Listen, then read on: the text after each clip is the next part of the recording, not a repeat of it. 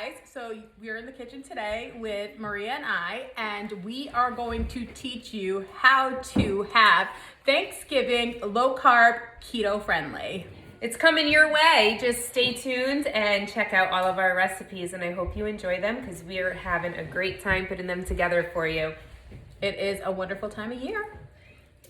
So now we're gonna move on to one of our main side dishes, which is going to be the stuffing. Everybody loves stuffing on Thanksgiving. So what Maria and I did was we got the Aldi zero carb bread. Maria was so kind to toast the bread for us and leave it out for a few days because you want it to be stale. So that way it makes a nice stuffing. We also are going to be browning our sausage. We also cut up some carrots, onion, and celery, which we are going to add to the sausage just to get that all browned up and softened. And that is going to go into our stuffing mixture. We are right now putting in the food processor the bread so we could turn it into breadcrumbs so we can make our stuffing with that. So we'll be back shortly. All right, Kristen right now is putting some of this. Is this hot Italian sausage or sweet? This is sweet Italian sausage, but I normally will use hot Italian sausage because I like it a little spicy. So what I will do is brown this meat up, and we actually doubled the recipe. So I'm using the full packet of sausage. If you're going to use one loaf of bread, I would say do half of the sausage. And I removed the casing from it, so that way I could treat it more like a chopped meat rather than pieces of sausage, because I want it to be crumbled up in the stuffing. Right, and that's butter on the bottom. Yep, we used 2 tablespoons, of butter. And we're gonna brown up this sausage, then I'll toss in the veggies, so then the veggies will cook up in the butter and the sausage juices, and it'll give it a nice flavor. Perfect. So now we added in the carrots, the onion, and celery, and we will let this saute with the sausage. And as soon as these veggies soften up, we will mix them with the keto bread and some chicken stock and flavorings to get them where they need to be to get the stuffing done. Hi, we're back. And now we're going to take our cooked sausage and veggies and put them together with the bread. And this is how we're gonna make our stuffing. So we're gonna mix this up, get it all incorporated, get it nice and mixed. Mix, mix, mix, mix, mix. And you see how it's starting to come together. So what I'll do is I'll season with salt and pepper. And then we'll use some chicken stock to get it moistened. So use salt and pepper to taste. You know, I like it on the spicy side, so I'll add a little extra black pepper. And we'll put the salt in. Just want to make sure our stuffing is flavorful. We do not skimp on the seasonings. That looks so good. Smells delicious. I wish you guys had smell-o-vision. If you can't smell it, you have COVID. I certainly can smell it. Can you guys smell it? She's pouring this chicken stock all over the place now. Yeah, I do a free pour just because I, have been making stuffing for years. My mother-in-law actually called me and said, hey, can you make me some non-keto stuffing for Thanksgiving? So I'll be making the keto and the non-keto version. All right, guys, so once I'm done with this, mixing this up, adding more broth to it, the next thing I'll do is throw this in a baking pan, and I will bake it on 325 for about 20 to 30 minutes. How moist does that have to be? Oops, I'm coming to you. I like it to be super moist. I do not like dry stuffing, and technically, you know, it's not called stuffing because it is not going in the bird. So it's called dressing, to be quite honest. Oh, it's called dressing, guys. This is our dressing. But I always call it stuffing too. But the key is, right, you want it to be flavorful. You want it to taste delicious. You want it to be moist. You don't want dry stuffing. So that's why I keep adding more chicken stock to it, because I'll push it through to see, you know, are there any pieces that look dry? How's it looking? And I think right about now it's looking good. I'll do probably really good. another round of the chicken broth. And then once I put it in the pan, guys, I actually put the chicken broth right on top. So that way it gets even more moist. Okay, so we just sprayed this with some olive oil. We're gonna pour the stuffing in. I know I'm going backwards because I wanted to show you guys, but I have to go this way, sorry. Oh my God, it smells so good, guys. Maybe we should just eat this now. It's all cooked, you could. You're gonna pat it down, get it in all the corners. I'm gonna add a little more.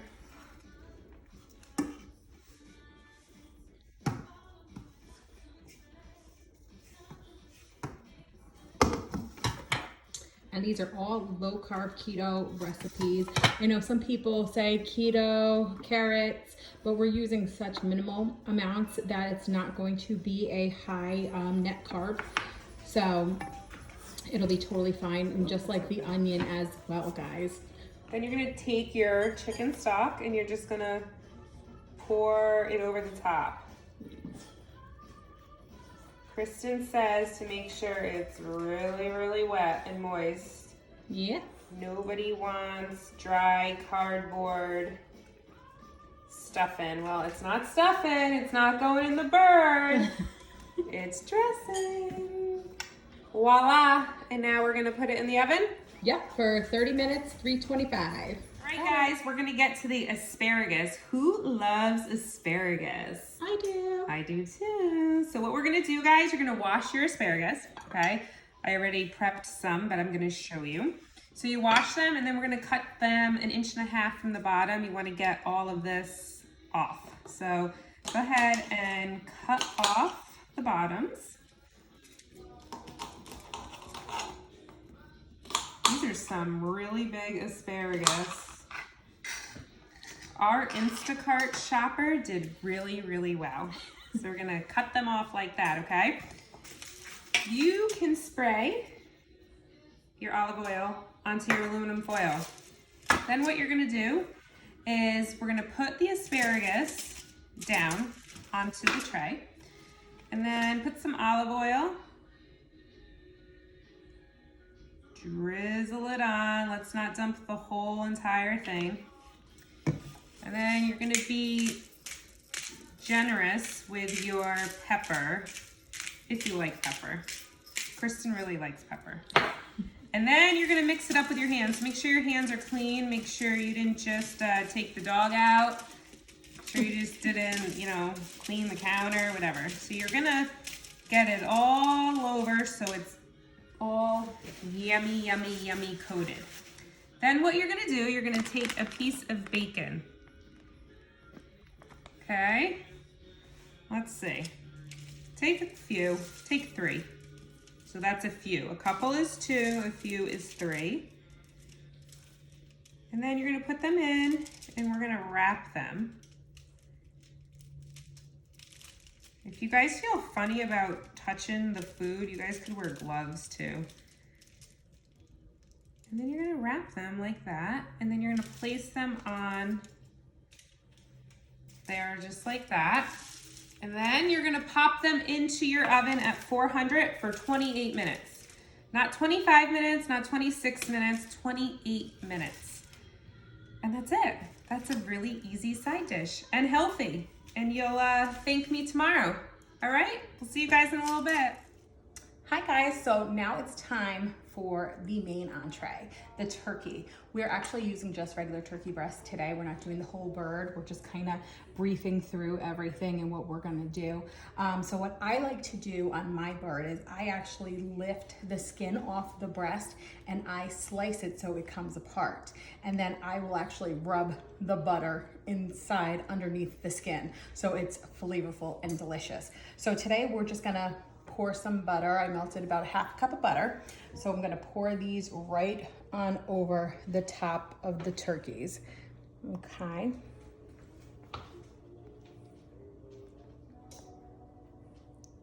And then I'm going to season with some rosemary. And guys, I don't measure my seasonings. I'm Italian, we don't do that. It's a pinch of this, pinch of that, and that's kind of how we make things work. I'm also gonna use some onion powder. I like a lot of seasoning because I like my food to be flavorful. So don't be afraid to use the seasoning. Get in there, get it good, so it's nice and flavorful so people aren't eating bland food at your house when they come over for the holidays and stuff. Nobody likes a dry turkey. So of course, Italian seasoning. I put Italian seasoning on everything. And I added the Asparagus to the bottom of the pan so that way you can see the juices will be absorbed and that will cook down nicely. Although we're not going to do a gravy for the keto gravy, it's just nice to have the flavors in the pan as you're cooking.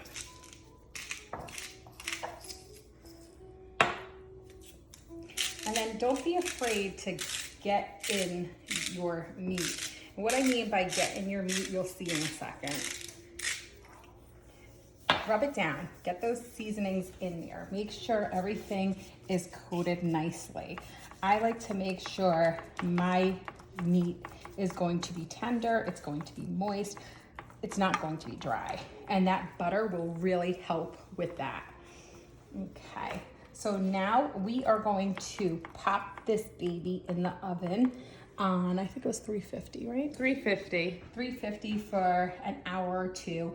We do have a thermometer, so we will check the temperature on the meat to see when it's done. So we're hoping that it comes out to a nice, tender, juicy turkey dinner. We'll see you guys soon. Turkey is out of the oven. Check out this crust on it. That is going to be my part. So we're gonna just slice the turkey now. Check it out. Let's see, oh my goodness. Look how moist it is inside.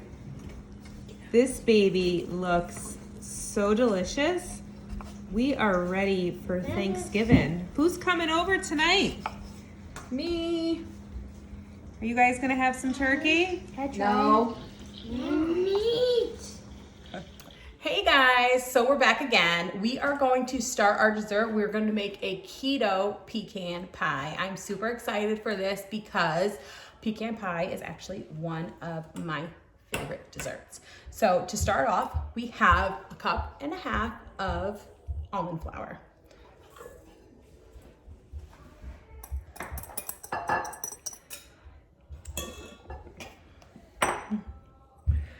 Then we have 1/4 cup of, what is it? The monk fruit sweetener, the powdered sweetener. And then we have, what do we have? You have 1/4 cup of melted butter. Melted butter. And then we need 1/4 teaspoon of salt. And we're gonna whisk this all together. And while I'm whisking, Maria's gonna spray our pan, our pie plate. Guys, keep in mind when you're using baking products, you're gonna wanna do a pan spray for baking, not the olive oil. So just keep that in mind. So we're getting this all set up. Mixing it, mix it, mix, mix, mix, mix. Make sure it's all incorporated. Make sure everything is wet with that butter so it gives us a nice flaky crust. I'm sorry guys, I'm not looking at you. I'm paying attention to what I'm doing. But yeah, so you want to make sure that everything is all incorporated. So you see how it's wet and everything is mixed in with that butter? That's the consistency you want. So what you're gonna do is you're gonna dump this into your pie plate. And then you're gonna take clean hands, ladies, clean hands. And you're gonna use your hands to pat down the crust, get it up along the sides.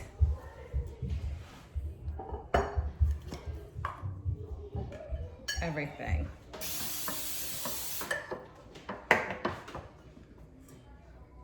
That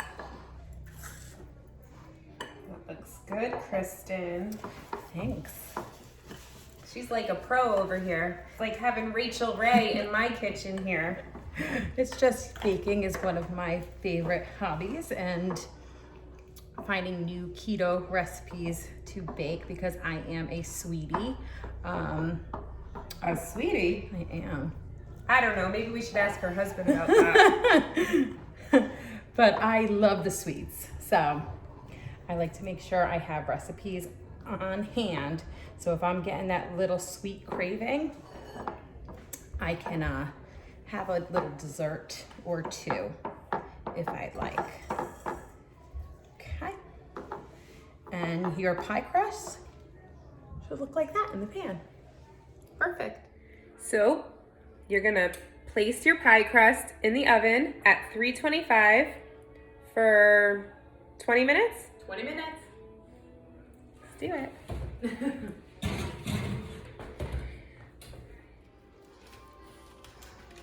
Hey guys, we're back. We're gonna do the filling for the pecan pie.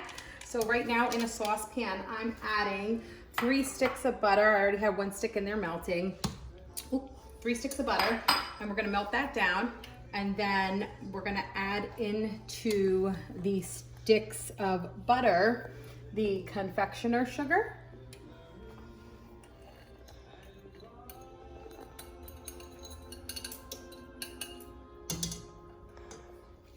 Along with the brown sugar. So when I call these sugars, guys, they're not really sugars.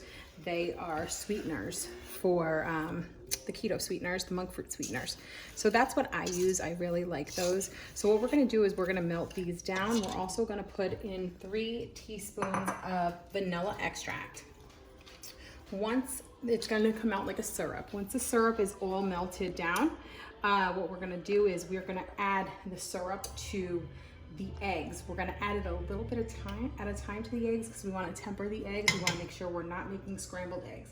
So we will do that, and then we will pour this delicious mix over the tops of our pie crust. And as you can see over here, we already laid out our pecans, whichever one you guys want to call it.